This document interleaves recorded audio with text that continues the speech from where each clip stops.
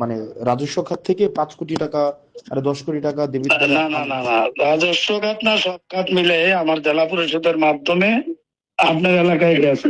আমি যেটা বলতে চাইছি যে আপনারা বৈষম্য বিরোধী আন্দোলন করছেন, হ্যাঁ এখন আপনার উপজেলায় গেছে 10 কোটি, হ্যাঁ প্রায় 10 কোটির কাছাকাছি, আর ওইখানে গেছে 15 কোটি। তা আপনি টাকা খাইছেন সেটা তো আমি বলি নাই। আপনি কি আমি বলছেন? বলছি আমি বলছি যে ডেভেলপমেন্ট ওয়ার্কে আপনারা 2 উপজেলায় নিয়ে গেছেন 25 কোটি, তো আপনি এটা বৈষম্য বলেন নাই। বিরোধী।